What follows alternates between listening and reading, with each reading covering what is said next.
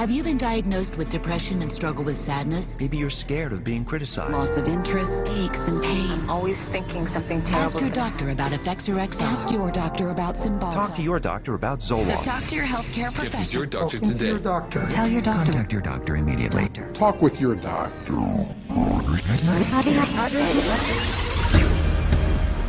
Over 40 years ago, leading psychiatrists met in Puerto Rico to map out their vision of the future. We see a developing potential for nearly a total control of human emotional status, mental functioning, and will to act. Their plan?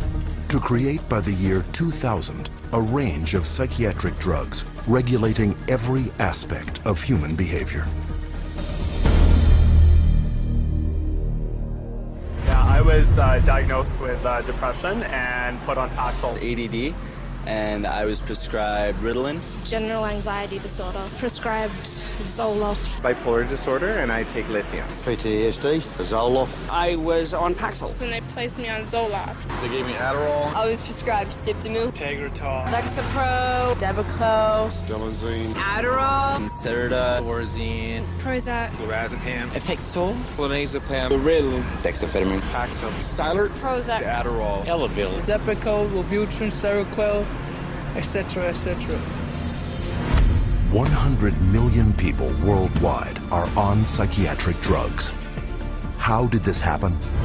Psychiatrists convinced them they were sick. They want you to think you're diseased from birth, and that all those experiences of life, childhood and adolescence and teenage years and adulthood and being a senior citizen, that these are all various stages of disease. Because let's face it, we've all been depressed at one time. We've all been anxious at one time. These are normal emotions that we feel. Every emotional and spiritual problem is reduced to a label. And of course, all of those diseases require pharmaceutical treatments. This is big, big business. While generating a healthy income, claiming to be medical professionals, psychiatrists will freely confess that their profession is devoid of science.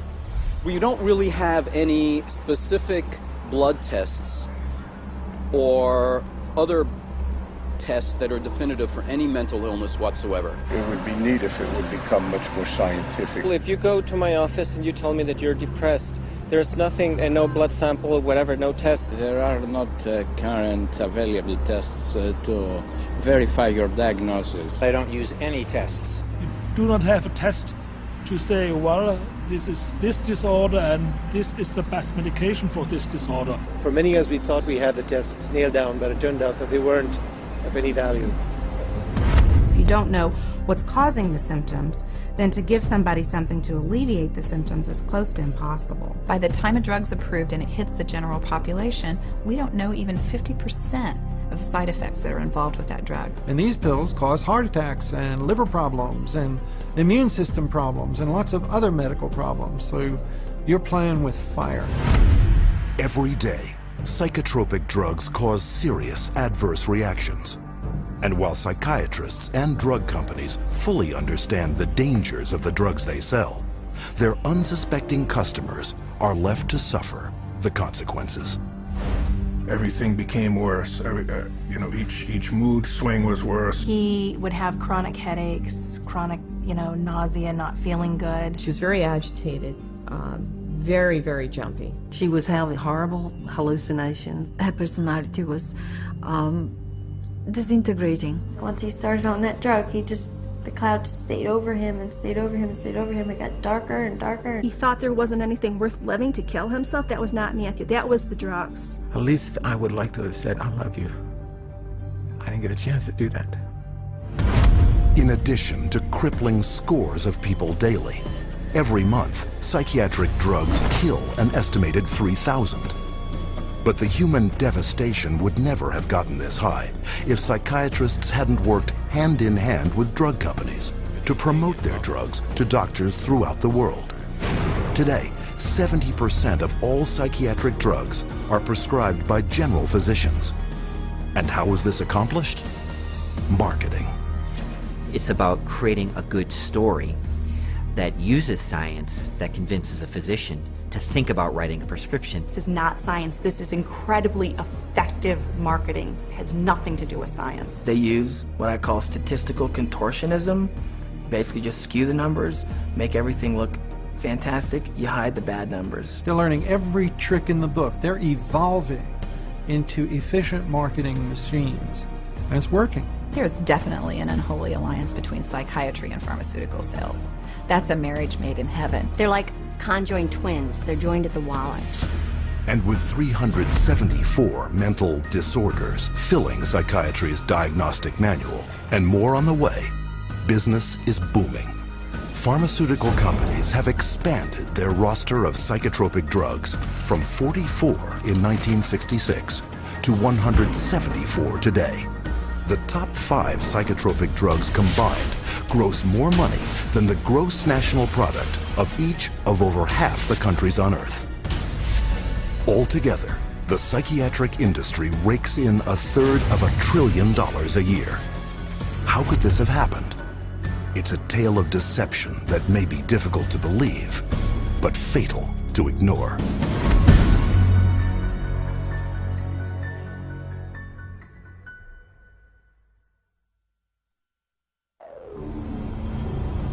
We took him to a psychiatrist, and within a matter of minutes, yeah, she's ADHD, and here's your drug. Went on the Medicaid, and 5 minutes later, he was on Zyprexa. He saw the psychiatrist and prescribed the medicine for 20 minutes.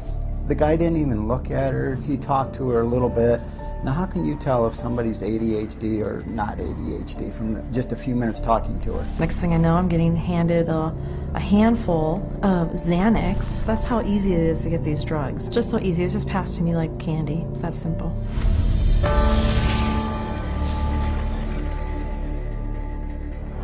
If a person were to walk in off the street, sit down with a psychiatrist, the chances of him being prescribed a drug before he were to leave the office, I would have to put it at 100%. Psychiatrists prescribe drugs.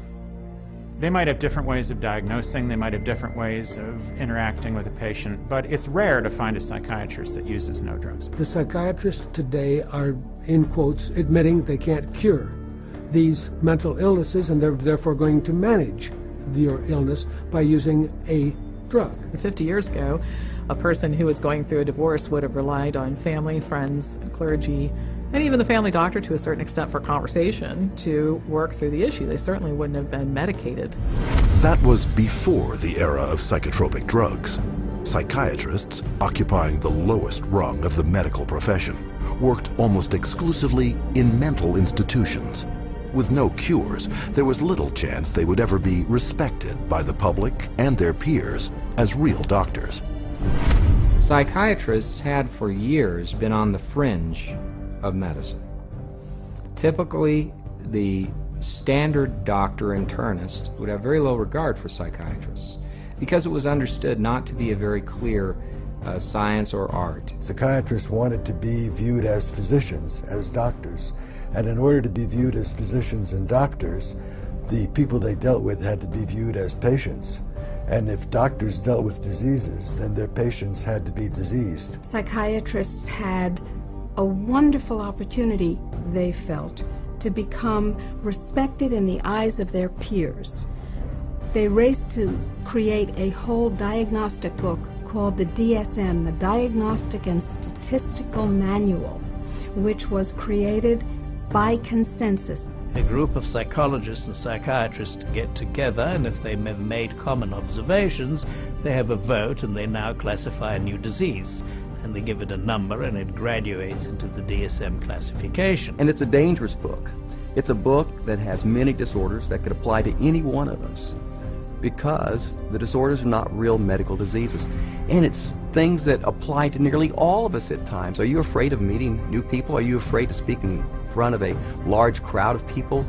Does it make you nervous to go and to talk to your boss about a complaint? You can invent a mental disorder based on a checklist of symptoms, and that is exactly how the Diagnostic and Statistical Manual, the billing Bible for psychiatry, works. Since the DSM's first edition in 1952, the number of diagnoses has steadily grown. from a slender 130-page booklet listing 106 so-called mental disorders, the DSM has bloated to a voluminous 886 pages. It is only through the use of this book that psychiatrists can diagnose, drug, and bill for services. In fact, the psychiatric industry currently uses the DSM to collect over $72 billion in private and government insurance money. The DSM is used to diagnose and then give a label, and the label is used for billing purposes. That's how they get paid. You have to have a term in the Diagnostic and Statistical Manual in order to then call it a disease and treat it as a disease and write a prescription for it. And so because they can vote it in, they can create, and then the drug industry can just take over and market their drugs for those new disorders. And those drugs were welcomed by psychiatry leaders because it made us real doctors. Of course, first the public had to believe that there was something wrong with them, and that that thing wrong was biochemical, and that that could then be treated by a drug which was supposed to cure all. And so it was relatively easy, I think, to say, well, look, let's start looking at mental illness as fundamentally a matter of chemical imbalance in the brain. Chemical imbalance is a term that's used as a marketing ploy, as opposed to anything that there's scientific evidence to support. Nobody has yet measured, demonstrated, or created a test to show that somebody has a chemical imbalance in their brain. Period. How do you market a drug that restores the chemical balance or corrects a chemical imbalance? How can you do that in good conscience if you don't even know what one is? The whole myth of the chemical imbalance was created to sell drugs. And while psychiatrists and drug companies have used this myth to make billions moving vast quantities of psychotropic drugs into the bodies of unsuspecting consumers, the public has paid the ultimate price. An estimated half of all Americans who commit suicide are on psychotropic drugs. Annually, psychotropic drugs are estimated to kill more than 2.5 times more people than are killed by homicide. And who is entrusted with protecting the public against these dangerous psychotropic drugs? In the United States, it is the Food and Drug Administration, FDA, whose psychiatric drug advisory panels are dominated by psychiatrists who shuttle between the drug industry, academia, private practice, and government, the so-called revolving door. The revolving door at FDA is one of the primary reasons why the system that we have works so poorly. That revolving door is a direct result of the fact that a group of people with the same mindset are put into positions of being regulators and in the position of being formulators and sellers and marketers. The panels that are formed by the FDA to evaluate these drugs, the psychiatrists who are on those panels, almost all of them have conflicts of interest where they have directly or indirectly received funding from the very industry and the very parties within the industry whose drugs they are evaluating. So there's this tight little relationship between psychiatry, pharmaceutical industry, and FDA where they each mutually support each other, and yet the mental health of the population does not improve. Take, for example, the FDA drug evaluation panel that approved the antidepressant Paxil. Every psychiatrist on that panel has financial ties to the pharmaceutical industry. And these conflicts of interest have been rampant enough to prompt congressional investigation. When I check these advisory committees who make recommendations to the FDA, and they're always approved after the advisory committee, I found that there were conflicts of interest. I found that many of the people on the advisory committees had never filed a proper report on stocks and bonds that they owned that might be viewed as a conflict of interest, and they're by law supposed to do that. And this network of financial conflict of interest between psychiatry, the drug industry, and the FDA became even more entrenched in 1992, after passage of the Prescription Drug User Fee Act, also known as PDUFA. Through this bill, the FDA would be paid a fee of $100,000 per drug to ensure that psychotropic medications would be rushed through the approval process and into the hands of prescribers faster than ever. Congress told the FDA, your job is no longer to make sure drugs are squeaky clean safe before they get out on the market. Your job now is to hurry up and get new drugs on the market faster. It acted to set the priorities of the FDA so that if there was a fee paid for a particular drug approval, it could be put on the fast track and rushed to market with less than the usual scrutiny that the FDA would give it. And this fast track has traded safety for sales. Since the passage of PDUFA, time spent on drug evaluation plunged from almost 2 years in 1992 to only 6 months 4 years later. Meanwhile, the number of new drugs released to the public doubled. Though fast-tracking is disastrous for public safety, it reaps huge profits for psychiatry and the drug industry. Because the sooner a drug is approved, the sooner it makes money. And the money is big. Every day, the average psychotropic drug grosses over $7.7 million. One drug, Zyprexa, rakes in almost $12 million daily. And even though FDA now charges over $1 million per new drug application, the pharmaceutical fast track shows no signs of slowing. If you look at the relationship between the FDA, the pharmaceutical industry, and the psychiatrists, there's some kind of game that they're playing there. And what is the game? Well, you could say it's money, definitely money. And when you follow the money, you realize that there is no money in health. There's big money in disease. That's why all you hear about is managing disease or treating disease. You don't really talk about curing disease. And so psychiatrists have become mainstream doctors in America. And that is because of the pharmaceutical industry. They can thank the pharmaceutical industry because they become mainstream and because they have a lot more money than they used to.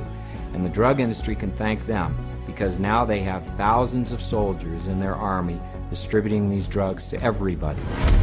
From the smallest infant to the oldest senior citizen, no one is immune from any of the hundreds of fictitious disorders invented by psychiatrists that fuel a multi-billion-dollar psychotropic drug industry.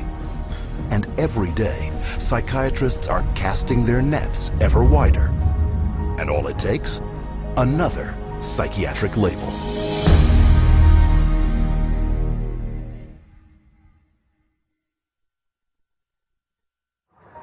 How many people do you know who have been diagnosed with a mental disorder? One. With a mental disorder? 2. I'm sure a couple. I know a few. About 3 or 4 personally. Probably 4. Half a dozen? I'll say about 9. At least a dozen. I'll bet I could count 15. 20 that I personally know. My oldest son is diagnosed. My mother was diagnosed. Kid from my childhood. My friend and ex-boyfriend. Just my grandfather and cousins. A friend of mine, friends. A sister, my neighbors. 2 friends, a girlfriend. A niece, 1 friend. My mother,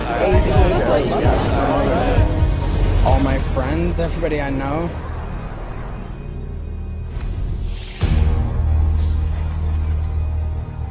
An apparent flood of mental illness is all around us. Where is this coming from? Psychiatrists, whose diagnostic and statistical manual can label anyone walking the earth today as mentally ill. Psychiatrists, I believe, they look at every human being and they divide humans into 2 classes, clients and potential clients. We see this no more prevalent in any field than in the field of the mental disorders, where one disease after another is invented and then popularized and the public is made to worry about it. It's a disease mongering. It's the selling of sickness. You know, sometimes it's a drug in search of a market, and it's giving public awareness to minor conditions with the ultimate goal is to sell more medications. It's not caring for people. When you run out of symptoms, you don't have any more clientele to market to. So you have to invent disease. And with psychiatric medications, you can invent diseases all day long. Look at human variation. Everyday things like shyness, sadness, or even situational depressions like grieving, postpartum depression, they all become studied and prescriptions start to get written for these drugs. Before these drugs were introduced in the market, people who had these conditions would not have been given any drug at all. And so it is the branding of a disease, and it is the branding of a drug for the treatment of a disease that did not exist before the industry made the disease. Case in point, shyness, a common life situation, voted by psychiatrists into their diagnostic and statistical manual under the name social anxiety disorder. You know, people are nervous. Well, they come up with, say, social anxiety disorder. SAD, they'll call it SAD. And the connotation is that everybody ought to be happy and that here's a drug that can make you happy. So that a common occurrence, which is every now and again everybody's sad, we ought to be treating with a drug. Well, then they'll get this PR firm to drum up business for this. They'll put out all these studies that find, you know, there's so many people afflicted with this SAD, you know, and they'll start putting it in magazines, they'll start putting it on TV, they'll start a patient advocacy group that say, you know, that we're all affected by this, and then they'll come out with Paxil works for this. So they go to the FDA and they said, well, we ran this study and this works for this new invented disorder. And that is SAD, social anxiety disorder. And millions of people suffer from it. And it's purely fictional. It's a normal human emotion that everybody experiences at certain times or another, but they make it into a disease. Paxil, once it got approved by the FDA as the first antidepressant to be used for social anxiety, it took off huge. And it just moved from number 3 in the market amongst its peer drugs to number 1 in the market. Social anxiety disorder is just one of many made-up psychiatric disorders fueling the boom in psychotropic drug prescription. Psychiatrists work to promote what the latest disease is going to be. These days, bipolar is getting that same type of promotion. Everybody's being educated about their bipolar illness, when in fact, we know having emotional ups and downs is distinctly human. Now bipolar is thrown around like water. You've got bipolar, I have bipolar. If I'm up today, I'm manic. If I go home tonight, I'm depressed because I'm tired. That shows I have bipolar disease. It's a lot of hokum. Have you ever worried with seeing all the increased media on it that you might have a mental disorder? Yes. And which one is that? I would say bipolar. You know, they talk about bipolar a lot. Bipolar. I've known a lot of bipolar. 2 friends from both of them were like diagnosed with bipolar. My neighbor, she was bipolar. I was diagnosed with bipolar. My mother had bipolar. He was actually bipolar. Schizophrenic bipolar. Bipolar and obsessive compulsive. Bipolar and ADHD. Bipolar disorder. Bipolar, yeah. Bipolar situation. Bipolar. Bipolar. Bipolar. Bipolar. Bipolar. There are 3 personality disorders, and then the most recent is bipolar. And that's just been in the past year. Spearheading the popularizing of bipolar disorder, especially in children, is psychiatrist Dr. Joseph Biederman, a paid speaker, advisor, and researcher for 25 different drug companies. In 1996, the drug companies funneled all this money to this Dr. Biederman. He's well known. He's the one that came up and said that there's bipolar disorder in little kids. This was unheard of. There was no bipolar disorder in any kids. He came up with the study and published the articles out all over the world, and other doctors followed his lead that bipolar is in little kids. Due to the constant promotion by Dr. Biederman and his colleagues, there has been a 4,000% increase of the diagnosis of bipolar in children since 1994, while the number of antipsychotics prescribed to them has leaped 5-fold to an estimated 2.5 million prescriptions. In 2008, Dr. Biederman was exposed by a Senate investigation for failing to report $1.6 million in personal income from pharmaceutical companies. But the damage had been done. Because of the bipolar fad created by Dr. Biederman, antipsychotics, some of the most powerful psychotropic drugs being prescribed, are psychiatry's drug of choice. The top 3 best-selling antipsychotics together gross $25,000 every minute.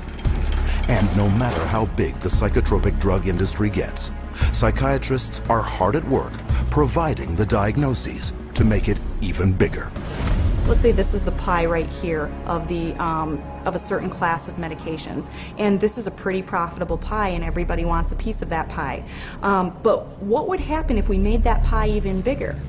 And how you make the pie even bigger is by expanding the uses for those drugs. They've already got a drug that's approved on the shelf.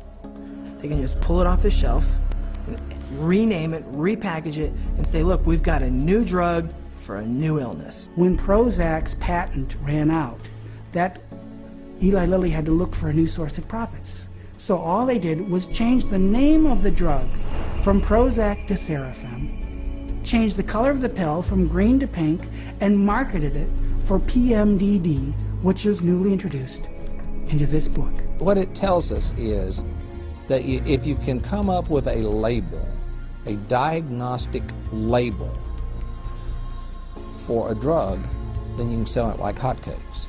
It's a business model, and it's $1 billion business model, and it works, and it's going to keep continuing. Today, anyone may unknowingly be taking a psychiatric drug, renamed, repackaged, and prescribed for non-psychiatric purposes. Zyban, prescribed as a cure for smoking, is actually the antidepressant Wellbutrin. Cymbalta, a psychiatric drug for depression and anxiety, is now being marketed as Yentriv for urinary incontinence. Psychiatric researchers are testing psychotropic drugs on such wildly varying conditions as obesity, alcoholism, gambling, hot flashes, herpes, nausea, itching, shivering, and excessive hair pulling. It is a pill for every ill, and practically no one is being told how dangerous psychiatric drugs are. As a chemist, I'm making these drugs. They're proving deadly in our labs, and they're proving deadly in other labs.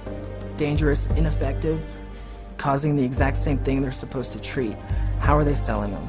For anyone who's given a label of a psychotic illness, drugs seem to be the automatic choice of treatments as night follows day.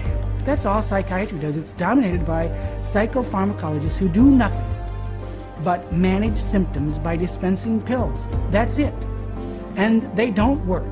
But the fact that they don't work works to the advantage of the drug companies and the psychiatrists, which means that you're not cured, which means that you're a patient for life, you're a customer, you're a client for life. And the worse your health gets, the more drugs you need. It's a great deal for them. We should all be up in arms about the way we're being treated by psychiatry today. This is a very dangerous industry that has gone so far overboard in inventing fictitious diseases and drugging our children and our population that I consider it to be engaged in crimes against humanity. With over $80 billion a year in psychiatric drug money at stake, it is impossible to escape the saturation of psychiatric disease-mongering in today's society. But behind the marketing lurks a secret psychiatry's customers would be shocked to learn. How are these drugs tested? And are they safe?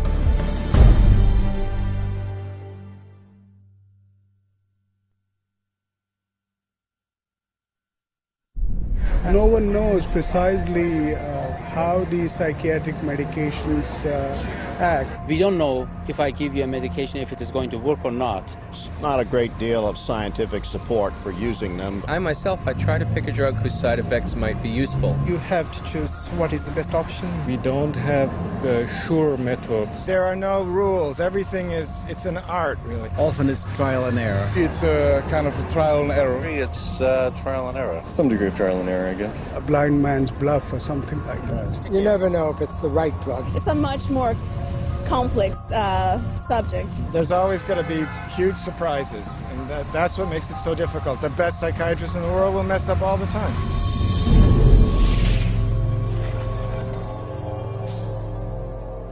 The American public is being treated as a mass medical experiment. We are all being treated like guinea pigs by the pharmaceutical companies, the psychiatric industry, and the FDA. They are basically testing drugs on large parts of the population without really knowing what the results are going to be. It's a very dire situation that we're facing. We're talking about people's health and in many situations people's lives. These are very serious issues. As dangerous chemical compounds, psychotropic drugs are tightly regulated by governments throughout the world. And for any new psychotropic drug to be approved for use, it must undergo tests intended to protect the public. When a pharmaceutical company develops a new drug that they want to send to the market, what they do is they have to run it through clinical trials. They have to be able to provide to the FDA safety data to say this is a safe and effective drug. In clinical trials, psychiatrists are engaged to do the research. And we could bank on the fact that these psychiatrists are tied to the pharmaceutical companies. And the psychiatrist puts their name on there, they're seen as an expert. You're talking mental drugs, who writes them? It's a psychiatrist. So that's how it works. It's a terrible system. The desperate thing about it is that it's all dressed up in the name of science. It's not science at all, it's pure marketing. But they get away with it because it's called science. There's really no test, no X-ray, there's no chemistry that shows you have this condition. It's really just the opinion of someone who is probably taking money from pharmaceutical companies to prescribe drugs to people. Where's the biochemistry? Where's the research? Where's the substantiation? And the answer is it vaporizes like mist in the morning. It's not there. But the lack of scientific testing doesn't stop psychiatrists from carrying out clinical trials on dangerous drugs. Clinical trials are supposed to consist of 4 phases of precise scientific drug testing, the first 3 of which must be submitted to governments for regulatory approval. In phase 1, the drug is checked for toxicity. In phase 2, tests are done to see how the drug reacts in the human body. If it clears this hurdle, then a phase 3 trial is carried out. But with no lab tests verifying or measuring any mental disorder, and with big money at stake, psychiatric drug research is highly subjective and rife with manipulation. There are many, many, many places where you can tweak the study just a little bit with the study design or with the way you gather the data or the way the data are reported. And there's so many different ways you could bias a study. I've seen what they did to the data in these trials. There's no question that they manipulated the data. For example, let's say they had 100 people to start with. 40% drop out. 30% have a positive response. 30% have no response. They then say that they have a 50% response rate, when in fact, most of us would say it's a 30% response rate because only 30 out of the original 100 really responded. And so you can see that that's a little bit of a manipulation of the research data. When they design drug studies, they're only looking at the one thing they want to see. And they don't report all the other things that are happening. Case in point, the antidepressant Cymbalta. Lilly, I believe, in February of 2004, did a clinical trial study. The people in this clinical trial did not have symptoms of depression. And in that clinical trial, there were 11 attempted suicides and 4 suicides completed. One of which was Tracy Johnson, 19-year-old college girl. She did not have any symptoms of depression, and yet this drug pushed her to commit suicide by hanging herself.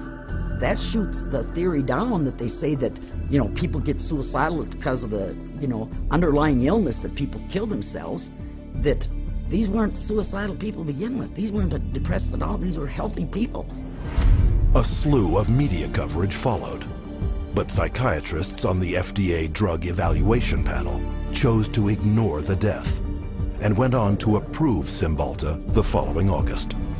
One of the reasons why we have underestimated the potential of some psychiatric antidepressant drugs to actually trigger a suicidal kind of behavior in people is because the people who designed the research study didn't include in the research questionnaire this suicidal behavior. And then you can report that we had 0 incidents of this type of behavior among our subjects. And then the response is trumpeted as if there's something magical about it, when in fact what's happened is a whole statistical tap dance routine that violates good science. However, on the basis of that kind of phony trial, the drug can be marketed. Keep in mind that when a drug is tested in the clinical trials, it's only a very short period of time. The final phase of testing can be anywhere from 5 to 6 weeks. The longest of those studies was 8 weeks. The shortest was 4 weeks. So these are not long-term studies. I think most physicians and most people taking the drugs assume they're long-term, 1 year, 2 years, 3 year studies. They're not. They're very, very short studies. I find it pretty outrageous that we can base a multi-billion-dollar industry on a few 6 or 8 week clinical trials where antidepressant medications beat a sugar pill by a few percentage points. It is on the basis of biased research such as this that psychotropics with potentially fatal side effects are routinely approved by FDA panels for a lifetime of use. And how can this happen? Because drugs are big money, and FDA panels are dominated by those who benefit by approving them. The FDA panels that evaluate these drugs are largely psychiatrists. All of a sudden you discover there are 20 different pharmaceutical companies paying them, either grants or honorary or some other way. They're getting paid by the pharmaceutical industry. If you have a psychiatrist who works at the FDA, he could also be being paid by industry. He might sit on industry panels or discussions or get paid to be a speaker. What I found in working with physicians at the FDA was that they could have dual positions. They could sit on an industry board. They could be influenced by industry. If you've got 10 FDA scientists or 10 committee members, it's just a matter of 6 saying yes, the drug is safe, 4 saying no. And in almost every single case, those 6 saying that the drug is safe and effective always have pharmaceutical ties. They're getting paid, they're getting funded somehow or another. Have you been diagnosed with depression and struggle with sadness, trouble sleeping, anxiety, or low energy? Ask your doctor about Effexor XR. With Phase 3 approval a foregone conclusion, the marketing blitz begins. But while psychiatrists have already begun promoting and prescribing these drugs throughout the world, there's one more phase yet to be carried out. Phase 4. What Phase 4 clinical trials are is when they've actually gotten the drug approved and then they get it into the general population, so that we finally find out what it does when it hits ethnic populations, women, children. Then we see who dies, who has seizures, who has deformed children, who has epilepsy, who has diseases downstream, whose heart stops. The public is the clinical trial. That's where we find out the problems with these drugs. This is an experimental stage, and it's so much so that one consumer protection group has advised patients that they refuse a prescription for any drug that hasn't already been on the market for 7 years. So if you're taking a drug that's only been out for a year or 2 or 3, you are a guinea pig. And the experimentation doesn't end here. Additional psychiatric drug trials take advantage of the invented disorders in psychiatry's Diagnostic and Statistical Manual to rake in even more profits by targeting the most innocent of all. If they test their drugs on children, then they get a 6-month extension on their exclusivity period or patent period. This psychiatric drug research center in Texas uses advertisements to lure in child volunteers. And once inside, they're further enticed with the simplest of tricks. This is where they're going to be playing. We have Game Boys, we have Xbox, we have 5 TVs. They come in here and they help themselves to crackers, cookies, free candy, free crackers. Everything is paid for. You don't pay for anything. But these perks are just bait to coax children into ingesting powerful psychiatric drugs known to cause suicide and violence in their own age group. These are drugs that would cost maybe several $100s a month in a pharmacy. They actually are getting them free in research. We love children, and we just love children because they're our future. By conducting those tests on children, they get a financial incentive that's worth over $1 billion. Those are the facts. You make of them what you will. With this kind of money at stake, psychotropic drug experimentation on children is rampant, with 323 studies either completed or in the works, including a 2003 trial that tested children on an antidepressant treating premenstrual dysphoric disorder. Those drugs, which are barely more effective than placebos, often have huge side effects, which are dangerous and even deadly to people. Families don't know the risk. If they actually were aware of the risk and believed it, no one would take that risk. The psychiatrist would never, she didn't say one word to me about what was going to be the effects of the drugs. No side effects listed, no. Well, let's sit down, we have to talk about this. At that point in time, he said, well, this doesn't have that type of reaction on any children, you know, that it's very safe. If he had told me then what I know now about it, I never would have taken it. She said, oh, Beth must have been on Paxil. That's the only way she would kill herself. And I said, well, what is this? How do people know this? I didn't know anybody would know something like that. And we went on the internet, and all of a sudden you find out it's not uncommon. But it's not uncommon for people to become psychotic on these drugs. We're entitled to know the truth before we give a mind-altering drug to our children, our wife, our mother, our father, ourselves. We don't really know what they're doing. That's what scares me. It's all made up theory. There are no facts about what these drugs really do. And if someone said, well, we don't know what this is going to do to you, good or bad, would you take that medication? Now that is not the practice of medicine. That's the practice of marketing. And this practice of marketing is taking lives. And the poor patient doesn't even know it. But in the testing and marketing of psychotropic drugs, money trumps safety. The top 10 most prescribed psychotropic drugs gross over $26.5 billion annually, more than double the amount of new money put into circulation every year by the United States Mint.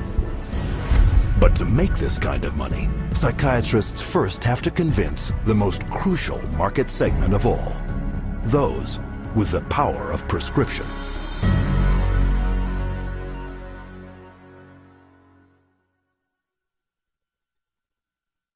The psychiatrists specifically, they're just kind of working as sales agents for the pharmaceutical companies.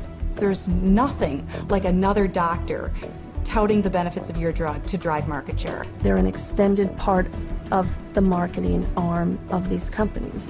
Medications play a primary role. We give drugs. Medication is a must. There's a lot of new medications. There are medications available for treating GAD. Medications to use for PTSD. Antipsychotic medications. Atypical antipsychotics. Benzodiazepines. Stimulants. Antidepressant medications. MAOIs. Amphetamines. Anticonvulsant medications. Once the medications have been balanced out, then we move on to a combination of 3 medicines. There's no absolute limit that is set for the number of medications. There are so many choices. Apparently, we're willing to try almost anything.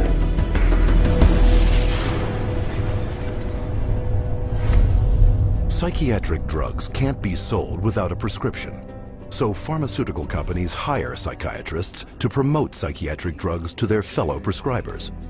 The money trail starts at the world's most prestigious medical schools, in the offices of highly influential university-based or academic psychiatrists. With their seal of approval, pharmaceutical companies make billions on psychotropic drugs.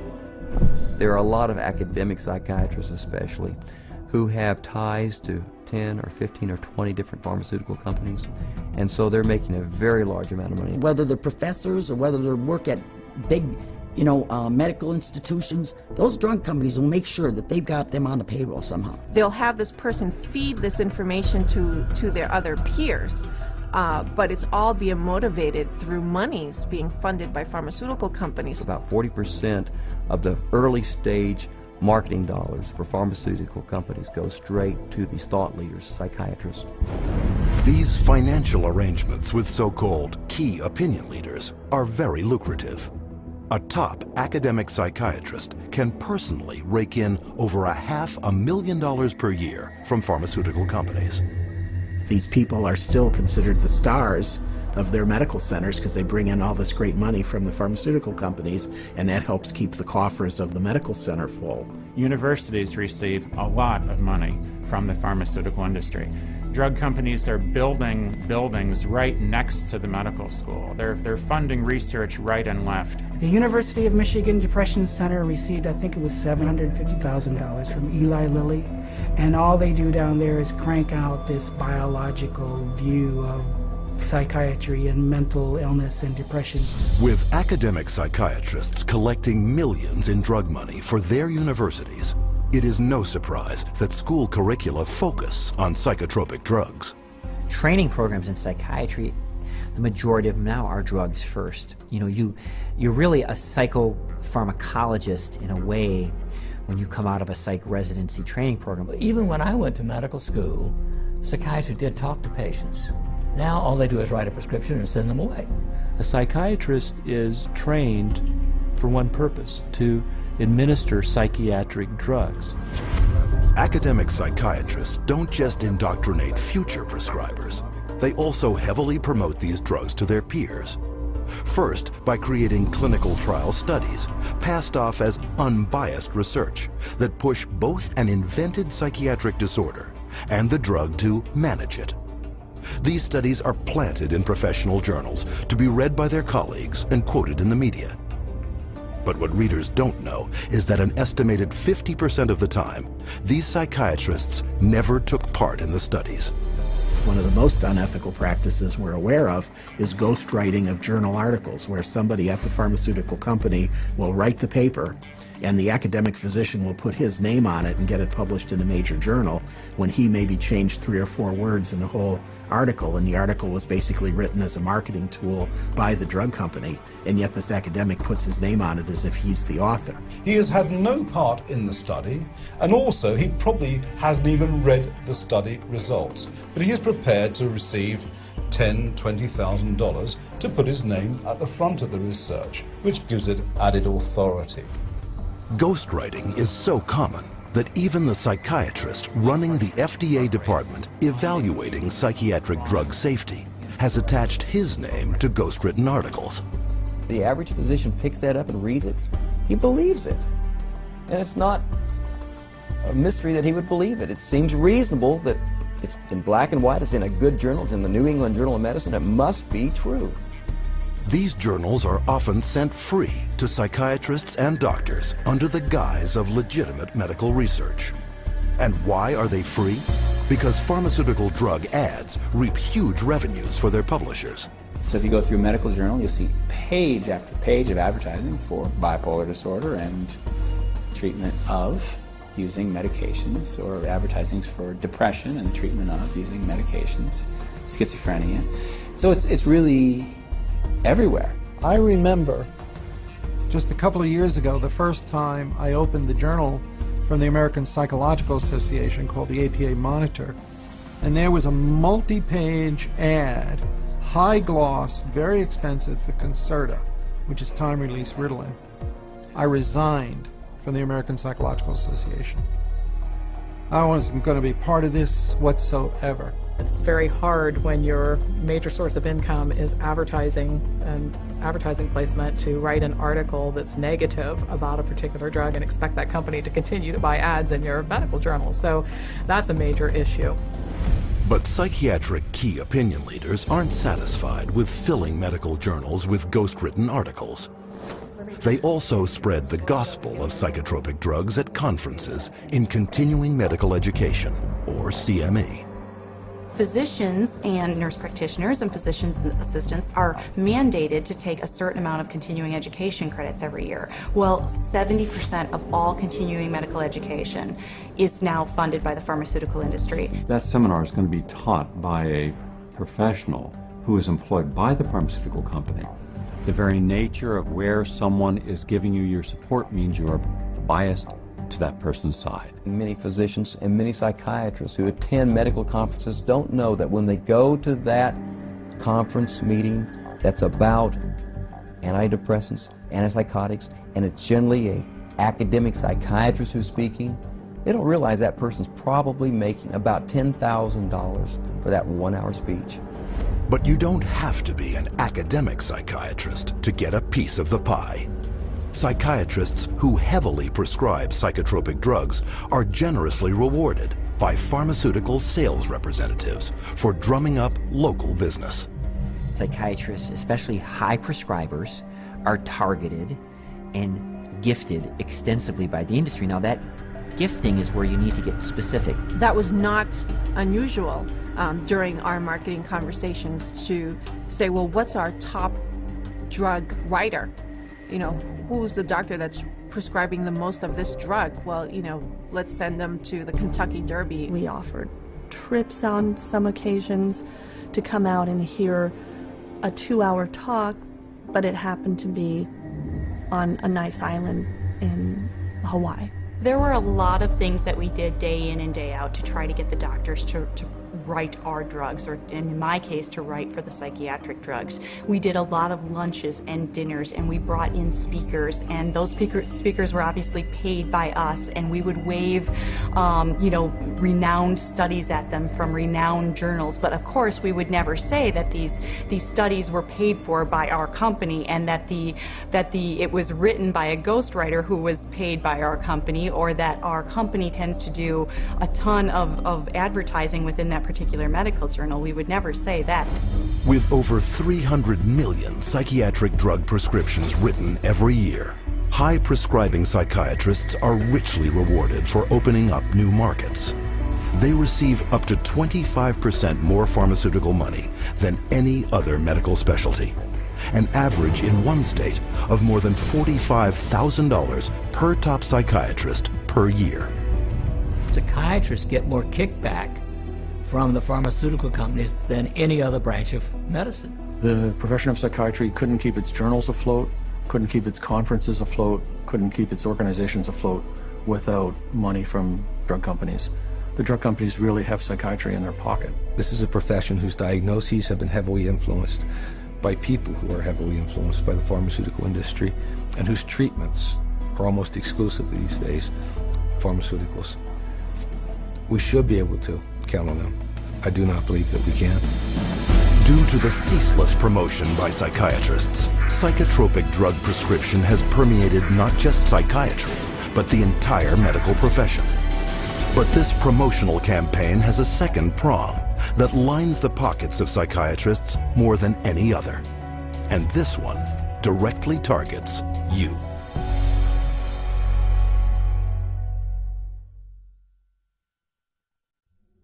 Abilify helps control symptoms of bipolar mania. Ask your doctor about Effexor XR. Paxil, the most prescribed medication of its kind. Prozac Weekly is here. Zoloft, a prescription. Serafen, PMDD.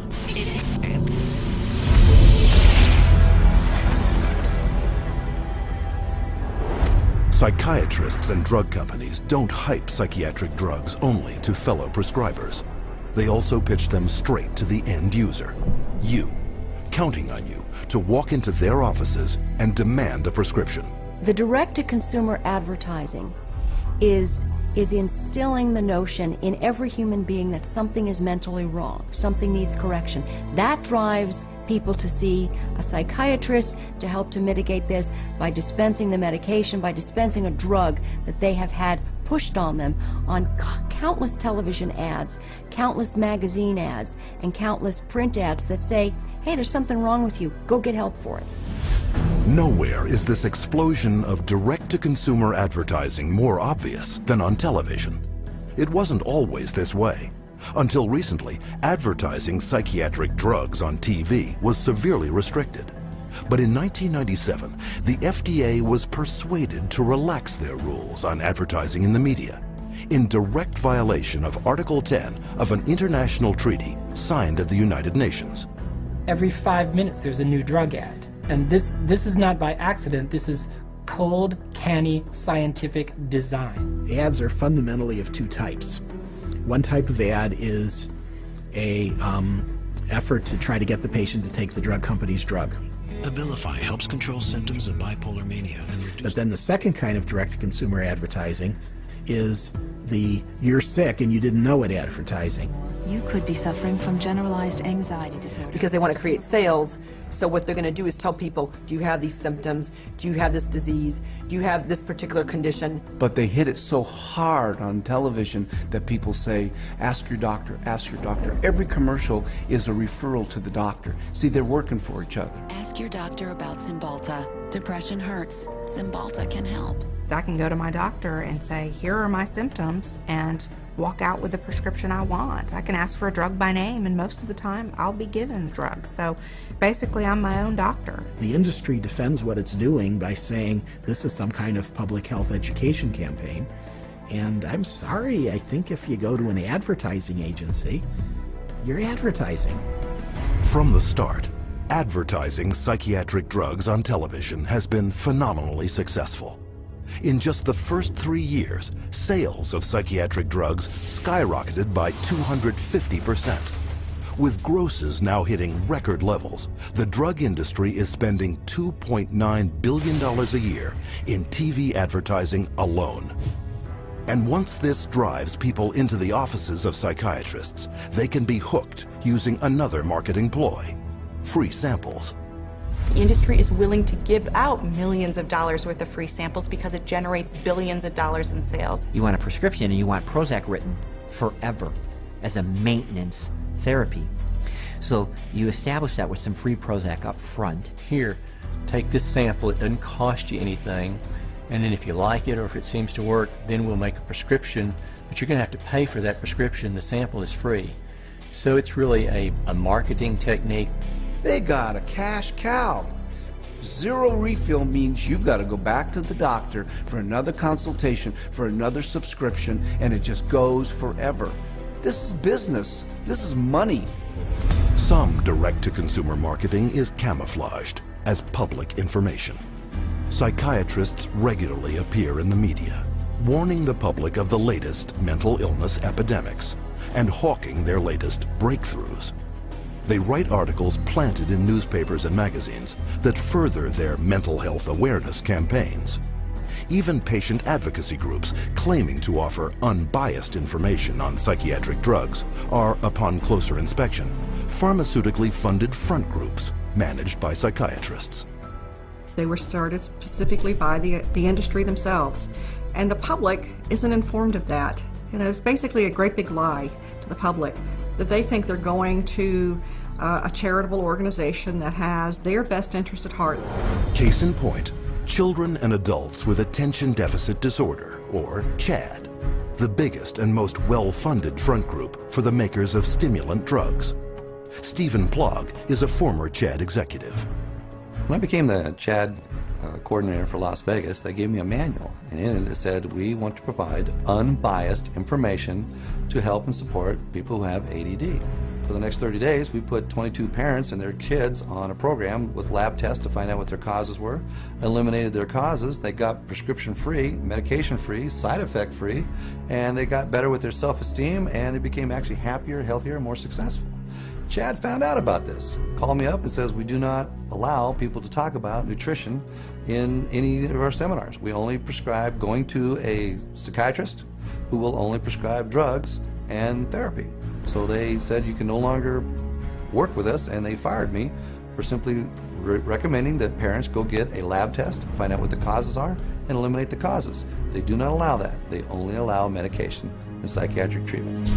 Psychiatric patient advocacy groups also promote psychotropic drug treatment by broadly issuing public marketing surveys disguised as medical questionnaires. You can take a survey of maybe 16 questions. And if you are a normal human being who's lived through ranges of emotions of normal life experience, if you've known the exhilaration of the birth of a child, a niece, a nephew, and the devastation of a divorce and the loss of dreams, and answer honestly to those questions, you will diagnose yourself as bipolar. And the instructions that come back along with the diagnosis or the warning that you're probably bipolar say, print this out and take it to your doctor. And how simple is it for anyone to go online, answer typical life questions, and be given a psychiatric disorder? Here are some randomly chosen volunteers, people of all ages leading normal lives. Do you feel sad, blue, unhappy, or down in the dumps? Sometimes. I've had periods of great optimism and other periods of equally great pessimism. Yeah, that happens a little bit. I get tired for no reason, sometimes. My life is pretty full. Nah, not really. For no apparent reason, I sometimes have been very angry or hostile. It's hard for me to concentrate on reading. I am restless and can't keep still. My heart beats faster than usual. I have trouble sleeping, shortness of breath. Gained weight. Trembling hands. I have an idea that most of these are going to be sometimes. Everyone has. As in everybody? Somewhat. Somewhat true. Just a little. Oh, yeah. Alright, my score totaled 42. Bipolar disorder, moderate to severe symptoms. Wow. The answer reflects on the presence of depressive symptoms. Currently suffering from an anxiety disorder. I may be suffering from bipolar 1. Minimal to mild depression. An obsessive compulsive disorder. Guess that means I'm a psycho. Guess I'll go to a psych. Try to see if I could work it out, get some meds or something. All told, 50% of these everyday people were assigned a psychiatric diagnosis and instructed to get treatment. By this measure, half of the U.S. population, some 150 million Americans, could be classified as mentally ill. Now you have a direct line of consumers just walking in with a little pre-survey that says that they potentially can have bipolar, ADHD, stress, anxiety, any of those categories, and they just need to take this assessment tool and say, okay, that basically that is what you have, and here's your drug. And psychiatrists are now clamoring to make such assessment tools mandatory. Take Teen Screen. Under the guise of a suicide prevention program, mental health tests are administered in the schools to diagnose and drug children.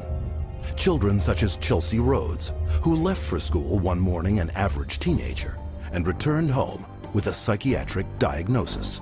The Rhodes family in Indiana, their young girl went to school one day, and all of a sudden they told her they were taking her into her room, and they move her into her room and give her the 10-minute teen screen test. And shortly after taking the test, she's pulled aside in the hallway and she's told she has two problems, basically, two mental problems. One, obsessive compulsive disorder, and social anxiety disorder. Her parents were stunned, dumbfounded. They didn't know that Teen Screen was going to screen their child. They had not been asked permission. People at school had told her that she was mentally ill with these two conditions based off of a computer test that took her 10 minutes to answer. One of the questions was worded if Chelsea went out a lot. She answered no. We'd ask her why she answered that way. She said, because Mom, you and Dad don't allow us to go out on school nights. I have to be home to do my homework and take care of our household chores. The other question was, do you ever feel nervous or anxious when you're in front of a group of your friends or peers? Chelsea answered yes. She explained to us that because when she has to stand up in front of a group of people and give a book report in one of her classes, she's very nervous. You know, I'm 43 years old and I'm nervous in front of every one of you today, but that doesn't make me mentally ill. I absolutely believe that the survey for Teen Screen was intentionally structured to flag as many children as possible as having a possible mental health problem. And who created Teen Screen and wrote its survey? Dr. David Schaffer, a psychiatrist with extensive ties to the pharmaceutical industry. Schaffer's questionnaire is anything but scientific. In a study he himself conducted, Schaffer admitted that 84% of all students were falsely flagged as suicidal. But what was not admitted is how traumatic the consequences can be. Alea Gleason was only 11 years old when she took a screening test at her middle school in Texas.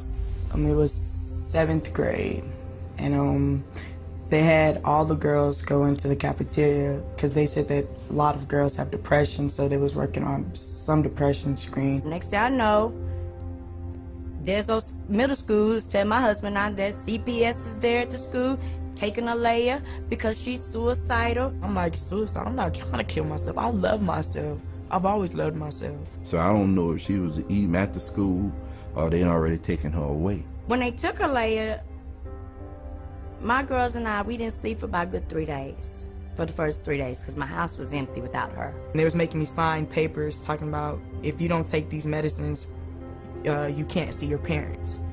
So they was telling me, if you take your medicine, you can see your parents. My daughter was on 22 different types of medication that this one psychiatrist gave her. They drugged me up so bad that they said they had to drag me.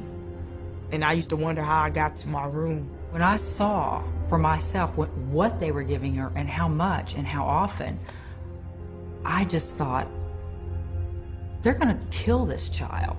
And the parents were helpless. Then after a while, that's when I was just like, I'm not about to take no more medicine until I call my parents. And then that's when they was like, okay, well, we're gonna give it to you anyways. They restrained me and shot me up. I was in 4 points. They laid me out on my stomach and my feet like this and tied me up. One day, they must have put her in about 12 restraints in one day. They said I was restrained about 70 or 80 times. After a couple of months, they was like, your parents don't want to see you. They don't want to talk to you or anything. So I was really hurt. We tried everything. Nobody know. We didn't know what hospital. We didn't even know where they taking her. After 2 weeks, you're supposed to hear, or you're supposed to be able to see your child. They didn't give me that. I didn't see Alea till 6 months later. But I was a good child. I didn't deserve for that. And it messed up a lot of things.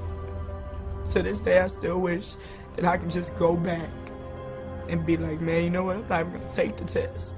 I would always tell every parent I see, and they was asking me, don't do the team screening, because it will mess up your family. Psychiatric screening programs such as these are fast on the rise. Teen Screen alone is currently screening hundreds of thousands of school children in over 500 American schools in 43 states. Has nothing to do with helping kids, has nothing to do with mental health, has nothing to do with medicine. It has everything to do with the pushing of drugs. So it presents itself as being a wonderful, altruistic program, whereas in fact, I believe its cold-blooded and cold-hearted intent is to recruit more children into the very subjective diagnoses of mental illness and to treat those kids with medication. But the psychiatric drug push doesn't end in the classroom. Legislation has been put in place to screen all citizens for mental illness, including geriatric patients, war veterans, and pregnant mothers, all to be paid for by you. Psychiatrists benefit from both ends, from the pharmaceutical end for being paid to write the prescription, and then from the patient for being there to receive the prescription. It's an industry that cannot allow the human condition to go unmedicated, and I think this is where the problem begins. If everybody considers themselves to be sick in some way or more than one way, and that the only control, the only hope for their happiness is to be on pills for the rest of their lives, that's the goal. The pharmaceuticals and the psychiatric community are in a cleanup, and that's what it's all about. It has nothing to do with helping our kids or, their mental health. It's all about money. Today, drug companies spend over $5.3 billion a year marketing prescription drugs, almost 9 times more than a decade earlier. The result? Worldwide sales of psychotropic drugs have soared to $80 billion. And all while psychiatrists willfully ignore the vast human tragedy they are creating.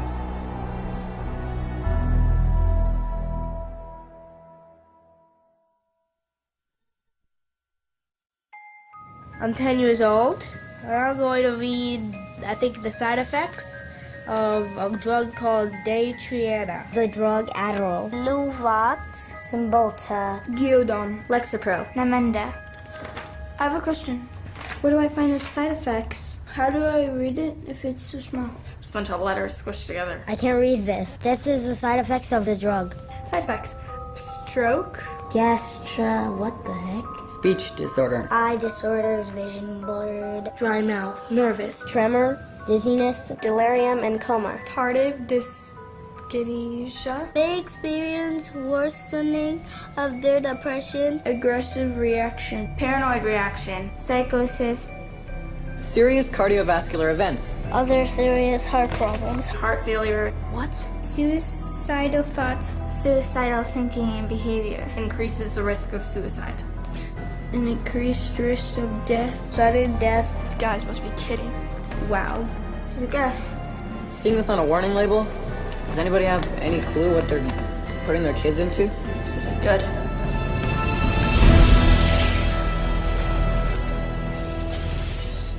No drug has side effects. They're all effects. Side effect is just a way that doctors explain away the effects that they don't like or you won't like, but they're effects. These are the effects of these drugs. They're not just what might happen to you, they're what happen more often than not. We name them side effects because they're an unintended consequence. The antidepressant drugs not only don't make you happy, they have all kinds of negative effects on the system as a whole. These drugs are absorbed and distributed throughout your entire body, so they have side effects through all of your tissues and organs, including your liver and your kidneys and your nervous system. They destroy the brain, the neural net. They literally kill brain cells and cause all kinds of brain disorders. That's why we have they're not side effects, they're direct effects. But while psychiatrists continually downplay the multitude of severe health risks to the public, candidly, they had no problem admitting them to our cameras. I think I tell them the main side effects.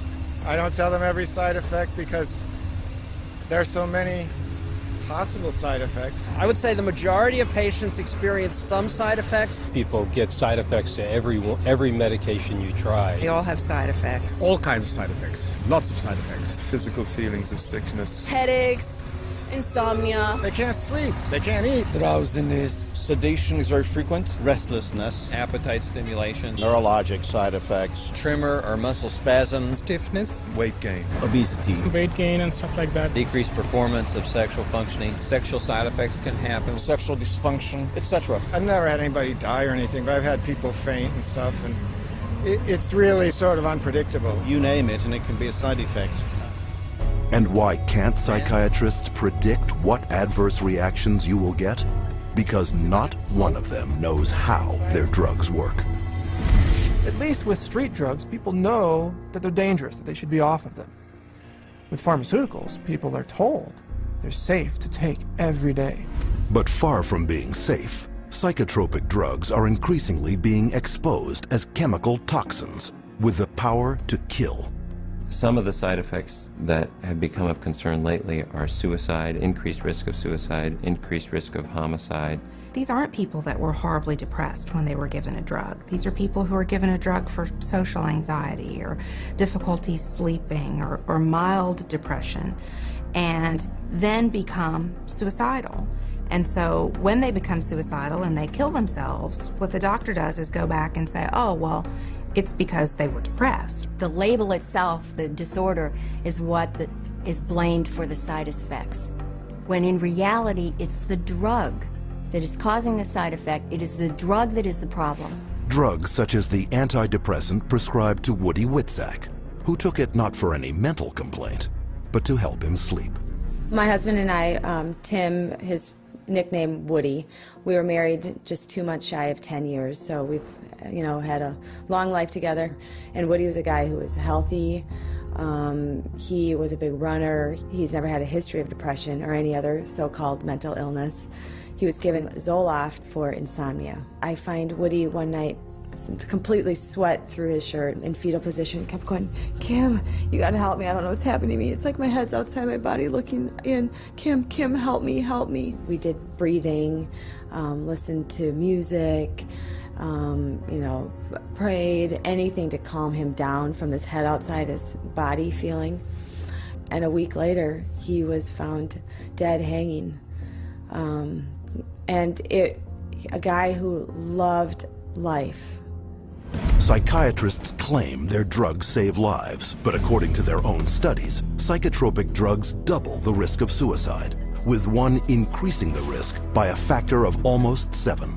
As a pharmacist who has been studying the problem for the past 7 years, I do see a glaring connection between the high use of these psychoactive substances and the rise of violence. If people knew that the mechanism was not known of these drugs, that they could cause, if there's a real chance for them to get a homicidal tendency or even suicide, if you take the drug, there's a chance you may want to kill yourself. And I could repeat probably a dozen other examples of significant self-inflicted harm or significant violence to others in patients who had never had that experience in their adult life.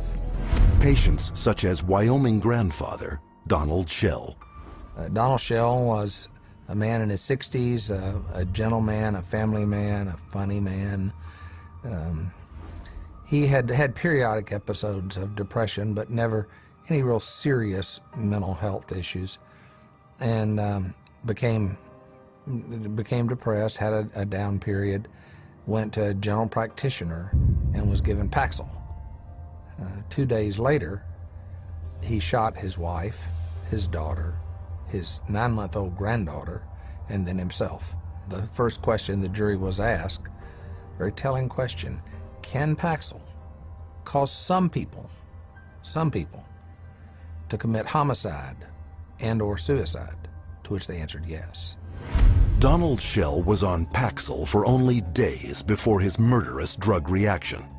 But long-term use of psychotropics has also proven to create a lifetime of damage, an unwelcome fact ignored by psychiatrists. In the long run, the side effects may actually be worse than the original condition. I don't think the average patient has any idea that the long-term use of this drug is now associated with very serious diseases, with diabetes, with kidney failure, with tardive dyskinesia, a movement disorder that's very serious and permanent and irreversible. You can be affected by these drugs in any part of your body, your brain, your heart, your kidneys. That's why people die early very often, because they are prescribed things, and the long-term effects are, in some cases, the death of the individual.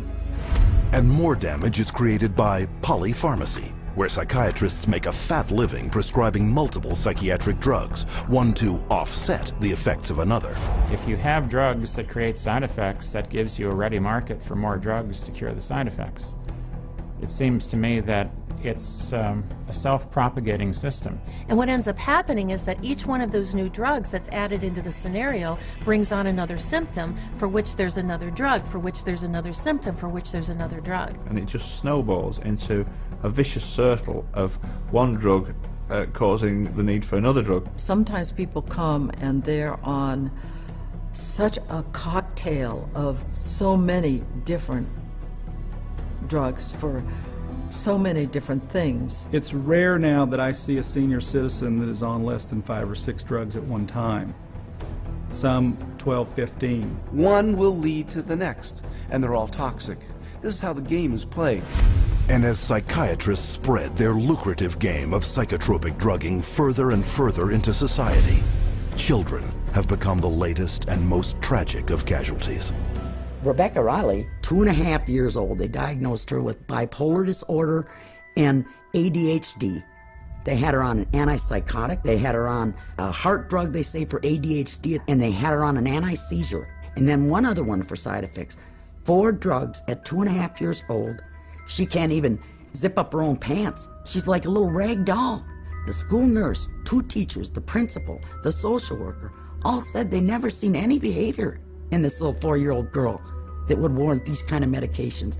And all specifically called this doctor and said, please take her off these. She died at a little over 4 years old.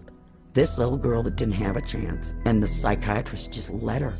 Instead of standing trial and facing prison time, Rebecca Riley's psychiatrist, Dr. Keiko Kifuji, hasn't even lost her license.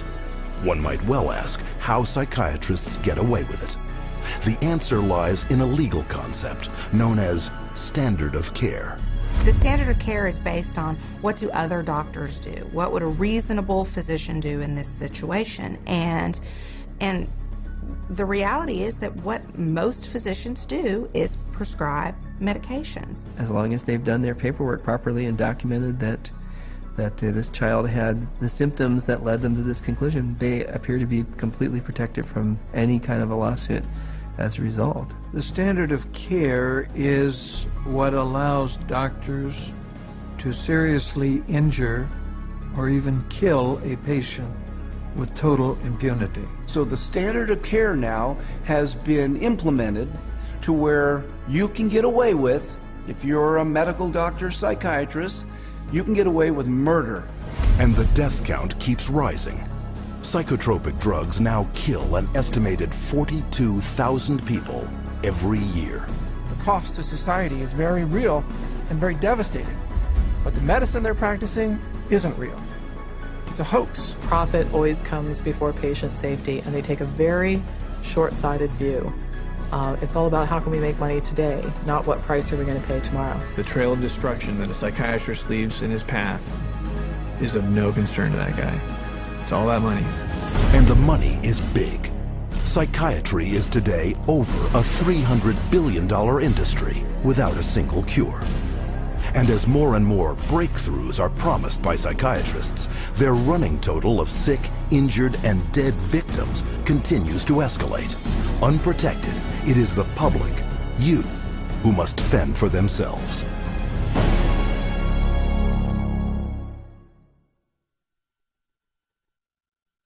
My wife and I are blessed. We have 7 children, and we love them all. They're all our favorites. Each child we have is our favorites.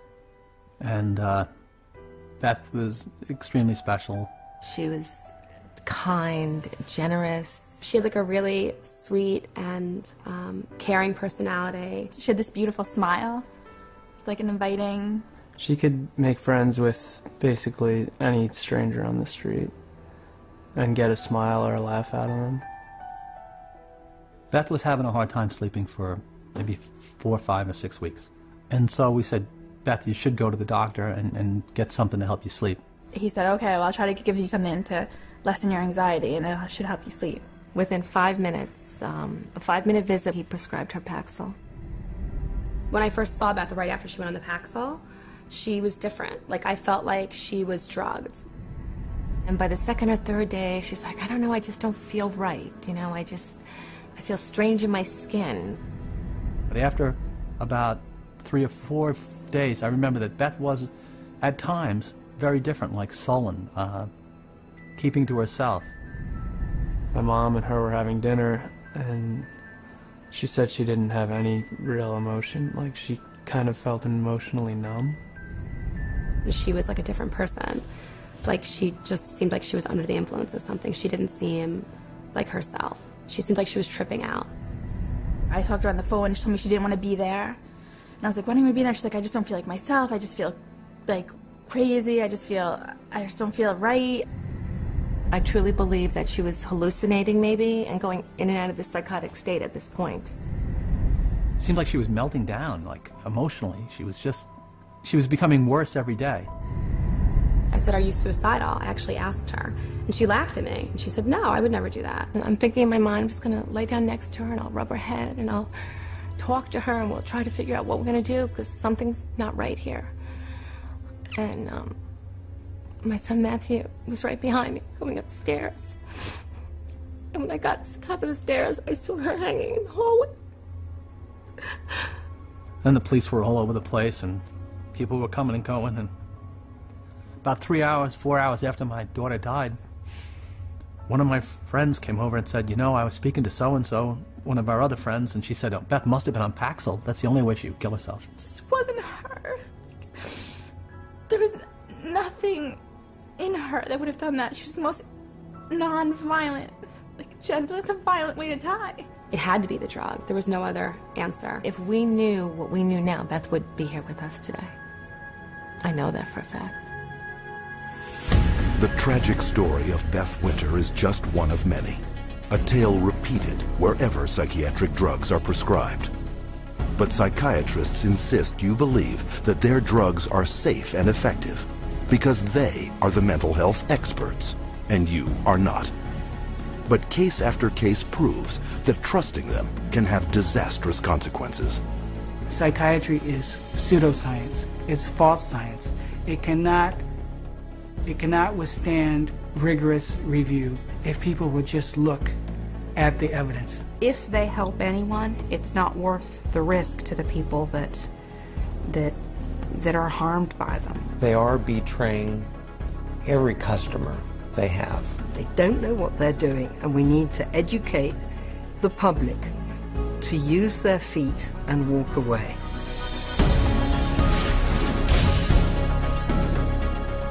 And how can the public become more educated? By exercising a central medical right, little known to the patient, but very familiar to psychiatrists. We want to be able to present the patient with alternatives. And one of the central ideas in ethics is informed consent. The components of informed consent are letting the person know, first of all, what the diagnosis is and what it's based on, so that they can say, this is why we need to treat you. And secondly, what the treatment is. Every patient in the healthcare system has a right to informed consent.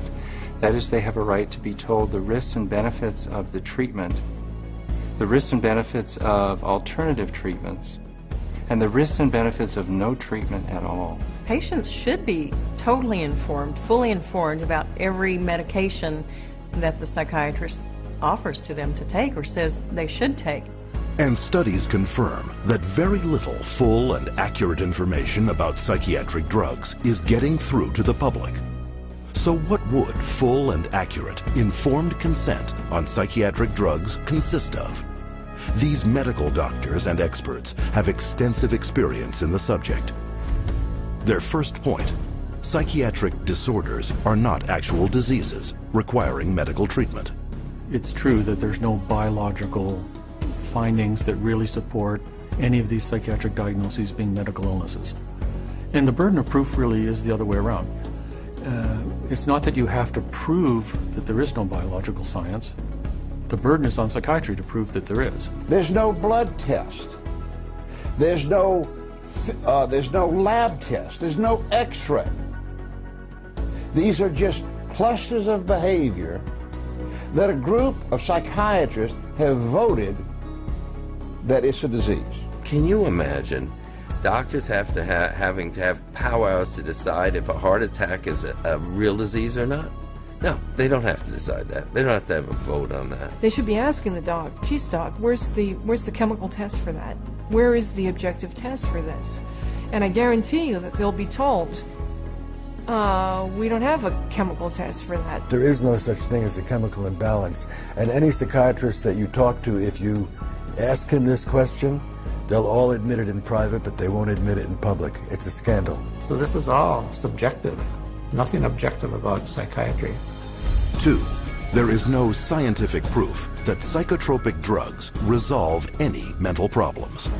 Since there is no measurement for these psychiatric diagnoses, because they're really just subjective, for the same reason there really can't be a measurement for the effects of the drug. In terms of medication, the evidence that's claimed is the medications are highly effective and not very toxic. But actually, in fact, the data in psychiatry are very clear that that's not true. What is true is that the medications are barely, if at all, more effective than placebo. You're selling drugs to people under false premises, under a disease that's been invented. So how do you measure efficacy among a disease that doesn't even exist? 3, psychotropic drugs mask symptoms and come with severe short and long-term side effects. Whatever problem you're being treated for, whether it's depression, real or otherwise, or cardiovascular disease, medicating away the symptoms is not solving the problem. The patent medication gives the appearance of having helped because in the short term, it usually doesn't show the bad effects that are going to happen in the long term. So it's very deceptive. The longer the patient's on the medication, the worse the prognosis is. None of these medications hit precise targets. You begin accumulating all kinds of collateral damage. In other words, other organs in the body are actually harmed. So for the first time, we're seeing kids in grade school or middle school who have type 2 diabetes and who have the beginning stages of cardiovascular disease. So you see Parkinson's disease, you see tardive dyskinesias, you see other movement disorders. Is it true that we're now seeing a lot of death from psychiatric drugs? Absolutely yes. 4, psychotropic drugs can cause dependency and addiction. One of the hallmarks of informed consent with psychiatric meds is you have to discuss the potential for addiction. The vast majority of psychiatric drugs create psychological and physical dependency. Most patients that I've seen that were on these drugs have difficulty getting off of them. It's rare for somebody to just be able to stop it without a problem. 5. Most mental problems are caused by an underlying physical illness. Many physical conditions can cause mental problems or what pose as psychiatric symptoms, but the psychiatrist, in the records I've reviewed, psychiatrist does not do an in-depth study of what could be causing the problem. And if the doctor isn't taking the time to find the cause of those symptoms, then unfortunately those symptoms may continue and there may be a serious underlying medical disorder that's being overlooked. The question is it better to treat depression with a drug, or is it better to treat depression by trying to figure out what caused the depression and working it out with the patient? Dehydration can make you exhibit symptoms of depression. Sleeplessness can make you exhibit symptoms of depression. Eating a terrible diet, hypoglycemia, being sedentary, all of these things are biological reasons for having symptoms of depression. I have in my practice children who are misdiagnosed as having ADD, ADHD, who really have Lyme disease. 70% of all what are classified as mental illnesses actually have a physical cause, a physical problem causing that. 6. No matter how severe the emotional or psychological distress, there are many effective options that do not involve psychotropic drugs. Once you've proven that there is no problem in the body and that there is no malfunction in the brain, then you have to begin to address these other levels of the self. And I think that's what psychiatry has completely stopped doing. There are very few conditions that cannot be treated by other methods than the use of drugs. Any forces that impinge on medicine that make us think that the drug approach is the only approach is undermining good patient care. And because most non-drug options are rarely told to patients, true informed consent is almost never given. When you get into informed consent, it's almost a responsibility of the patient to make an inquiry about the hazards of the drug and not rely on what the psychiatrist or physician tells them. We can't go in and abdicate our responsibility as consumers simply because somebody has an MD after their name or someone is a psychiatrist and we think they know more than we do. The best way to protect yourself is to educate yourself, is to ask questions not only of your doctor, but to do your own research. Don't be ignorant, be informed. Get information from as many places as you can. That's how you'll be an intelligent, skeptical consumer, and that's how you will protect the safety of yourself, your children, and your entire family from this industry of death known as modern psychiatry. And as modern psychiatry has permeated our world over the last 50 years, so too has psychotropic drugging. But there is a way to expose this medical abuse. By reporting all complaints and adverse psychiatric drug reactions to your National Drug Regulatory Agency. MedWatch is the federal reporting program in the United States. MedWatch is a voluntary reporting system, a passive reporting system where doctors, patients, healthcare providers, pharmacists, anybody really can make a report saying that they think that what they experienced or what their patient experienced was an adverse drug effect. And this is what we call post-marketing surveillance. And this begins to get a look at what the side effects of long-term or chronic use of these drugs really is. The FDA admits that probably only 1% of all the adverse drug effects are actually reported by patients or physicians. It is only through the reporting of all adverse drug reactions that the true scale of the horrors of psychotropic drugging will come to light. You have the facts. Share this video with your doctor and don't allow yourself, your friends, or your loved ones to become the next statistic of the big business of psychotropic drugging. To find out more about psychiatry and psychotropic drugging, or to report a case of psychiatric abuse, contact the Citizens Commission on Human Rights.